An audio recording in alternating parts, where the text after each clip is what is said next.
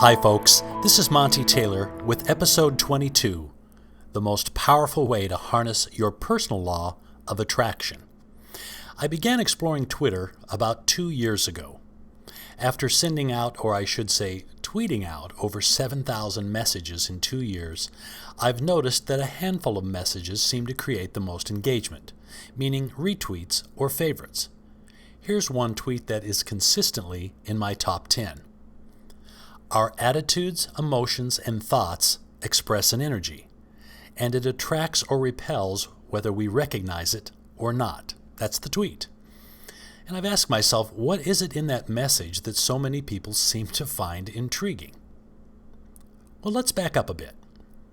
Prentice Mulford wrote the book Thoughts Are Things in 1889, long before more well-known contemporary authors began writing about the magical power, the energy of thought.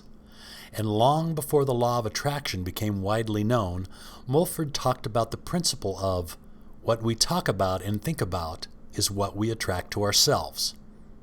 Mulford postulated that if a group of people continually talk and think about disease or suffering, they will eventually attract disease and suffering to themselves in some form. One of my mentors, the great Leland Val Vanderwall, believed wholeheartedly in the idea that thoughts have energy and said it this way to his students. All thought, over time, has a tendency to clothe itself in its physical equivalent. He agreed with Mulford and noted that the surest way to attract people who are discontented, cross, complaining, unforgiving, envious, and blaming, for example, is to think thoughts that are discontented, cross, complaining, unforgiving, envious, and blaming. Val called it the surest pathway to spiritual ugliness. Ouch. The antidote, he suggested, was to create thoughts of things that are healthy, natural, strong, and positive. He warned that each of us must be willing to take total responsibility for continually urging and shifting our thought energy to the more positive side. But here's the rub.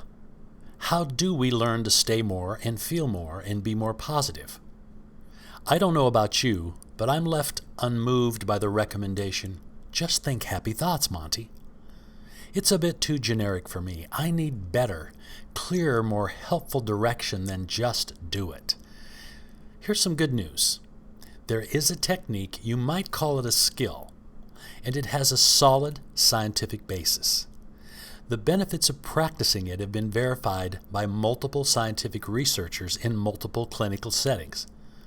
A variety of clinical trials demonstrate that the practice of this can have a dramatic and lasting positive impact on a person's attitude and emotions. It has been shown to lower blood pressure, improve immune function, promote happiness and well-being, and spur continued acts of helpfulness, generosity, and cooperation, and overall positivity.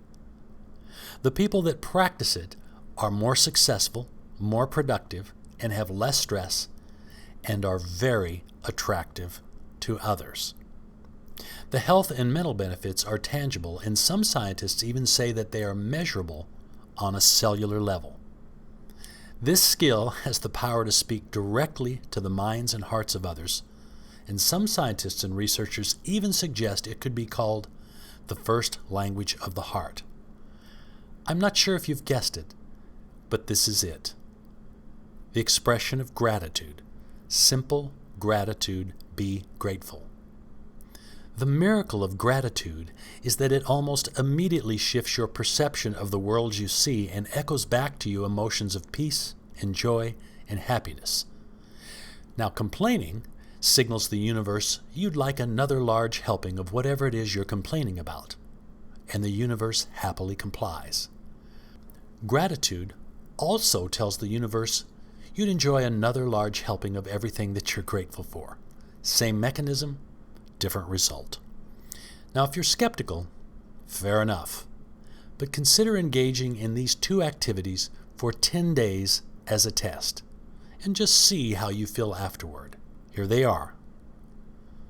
Tell one person each and every day exactly why you're grateful for them. Spend a few minutes every day, just a few, noticing and writing down one or two good things that you're grateful for in your life.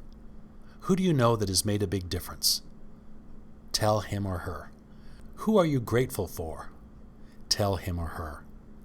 I recently told a rather stoic physician who had been looking after my health how much I appreciated his dedication to looking after me. He was stunned and emotionally taken aback, almost to tears. You can do these two exercises in less than 10 minutes a day. Is 10 minutes worth it? Try it. You decide for yourself. Here's what's interesting. It's absolutely impossible to be discouraged or to be a victim of any mental negativity in that moment that you're being thankful and grateful, and often for days or weeks afterwards. But what about in business? Gratitude is very attractive. I believe that most people's direct selling business, or any business for that matter, is just one or two great relationships away from lasting success. Just one or two perfect relationships can change the entire landscape of your business and your life. Remember, the universe responds to your expectations of it, and almost nothing is more powerful and attractive than simple, authentic gratitude. So back to the question, why are so many people intrigued by the tweet? Our attitudes, emotions, and thoughts express an energy, and it attracts or repels whether we recognize it or not. I believe it's because these words help remind us that ultimately each of us is responsible for fueling and providing the energy for our personal law of attraction. And that's an exciting and empowering realization. It soars with the possibilities of a better future. Thanks again for watching and listening. This is Monte Taylor, and by the way, I am very grateful for you.